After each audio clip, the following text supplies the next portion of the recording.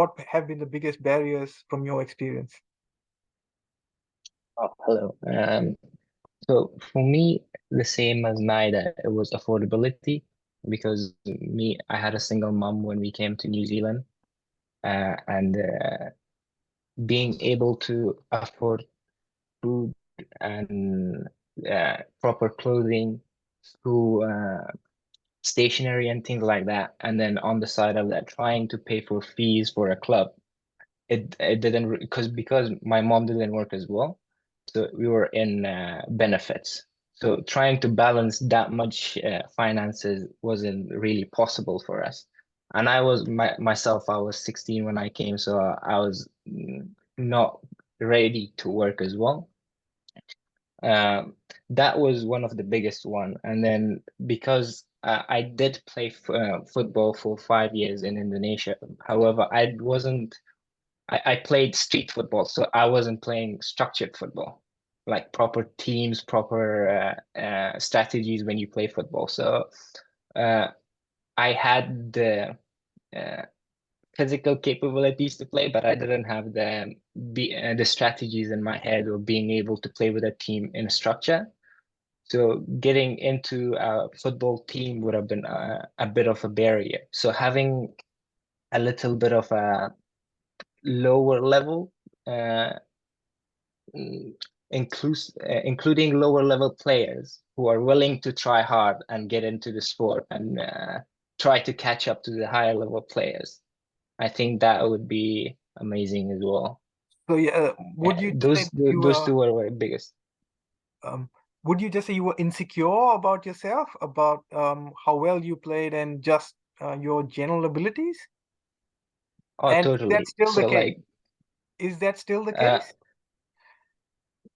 it's the case for me to try to play professionally. But when I play right now, I'm a coach at ITFACT, so I try to teach people what I didn't know. So I'll try to get them to what I didn't know. Okay, that it's okay if you don't know, but you can try, and then we'll help you. There's ways to help you to get there. But yes, I think I was really insecure because I waited 6, 7 months before trying to join a club because I thought I wasn't good enough or I didn't know how to play or things like that. When I saw these kids play in real structured way, I was like, oh, I can't do that. But if someone was there to tell me, yes, you can, just try it, I don't. I think it takes like 2, 3 months if you play with a proper team to catch up to them, try to um, play uh, good enough, Okay, right? got it, got it. So yeah, just Yeah. those feelings of insecurity. Cool. Understand. Thanks for sharing, Ali. Moving No, on to no. Dr. Fahima. Dr. Fahima, what would you say are the biggest barriers to just playing sport and active recreation? Kia ora, assalamu alaikum everyone. So thank you, Sam. My job within the community for the last 18, 20 years as a counselor, being involved with quite a few of the refugee background families and helping their children. And all of us know that there is a fact that kids playing sport, any kind of sport, will keep their mind and body busy and will be less time for causing any trouble to themselves or to the society. So these are some of the concepts that most of these families come from. And coming here, they try to join the sport programs at school. It's a barrier because as some of the participants mentioned, these people know each other. For example, if a refugee student come to year 10 or 11 or 12 at school, and there is already a soccer team or a tennis team who are playing on a competitive level, then it's very difficult for these new students. First of all, their language is not up to the level that the teacher or the coach expect them to be. So most of the time, I feel like it's very easy to not include them rather than include them and pay some attention or some time to get them to that level. That's one thing. This is a school level that I've been in many, many, many situations. This is the first-hand experience I have. Clubs affordability is one thing, but the other one is not knowing the process of enrollment. So these enrollments, the whole club system in New Zealand established for the mainstream societies, for people, for the families who raised and lived in New Zealand for all of their life, and they know the system, they can afford it. I sent a couple of emails to one of the soccer clubs because two of these Afghan evacuees boys, high school boys, were desperately wanted to play soccer. They didn't even reply to my emails. So I said, because they have like a certain for children, for youth, and for under 19, under 21. So there is different levels, and somebody who wants to enroll their children, they need to have a good level of English to be able to navigate, and also good level of understanding computer system to navigate the system and enroll their children. Even I couldn't do it. I'm still waiting for reply, but unfortunately haven't received. The other thing is, very quickly, is the cultural differences. So I have my doubt hardly if there is any club say, okay, let's make ourselves familiarized with Muslim culture, for example, or a refugee background, because the number is low, and most of the clubs focuses on the mainstream children or Pakeha, Maori Pacific, because they are, or even we can go as far probably from China or India. These are the biggest populations in New Zealand, but our groups are coming on a very low level. So that is the cultural differences, not knowing the culture of safe space, socializing. We come from a very collective culture. We lived most of our life back in our own home countries in segregation. Girls and boys don't mix very often, and our social life is very different from the social life that young people have here. So all of these things needs a good level of understanding and consideration before somebody could feel safe. And the last point that I want to make here is there is a lot of nerve and stress and anxiety for the families. They have a lot of hesitation. Club supports usually play at night time. Many of our families came from war-torn countries. After sunset, your children doesn't need to be outside because the society is not safe. So that is the mental game that sometimes play with these people. Okay, outside is not safe and the kids needs to be home. And they don't know many people. Their language is not up to the standard. They come from a very different culture.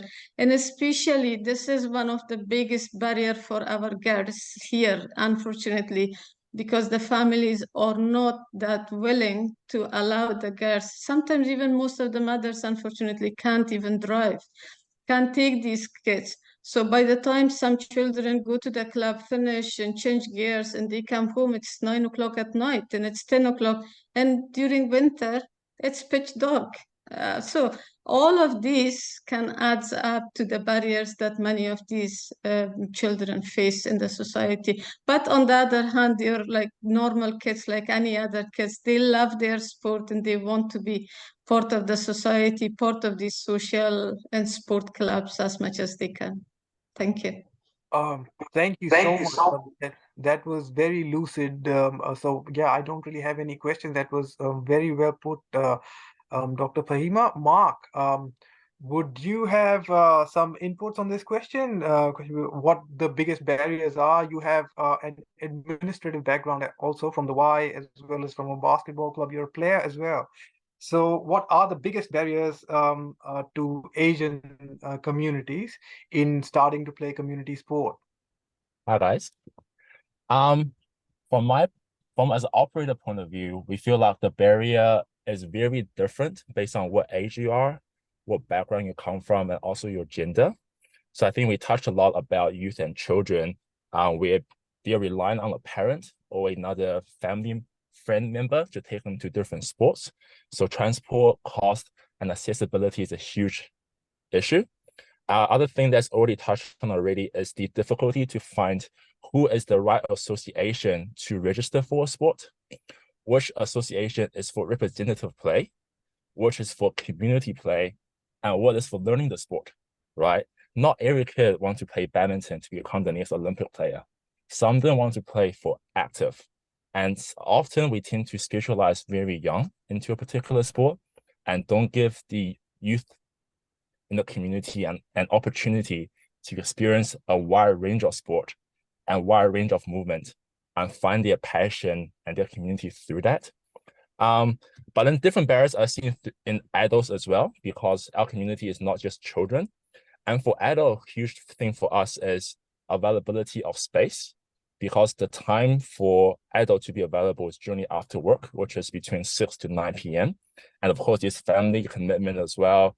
And also the available space within Auckland is very limited, right? So you have to have the right connection, have the right venue within your area to be able to find the space to actually play sport on a leisure basis, right? Especially those indoor sports. So we have a lot of, from us, a lot of requests for bookings, a lot of requests for space, whether it's a new club, a new community group, or just a group of dads or moms wanting to play sports together. But the difficulty for us is it's hard to find space for them, but they all want the same time, same hour of the week.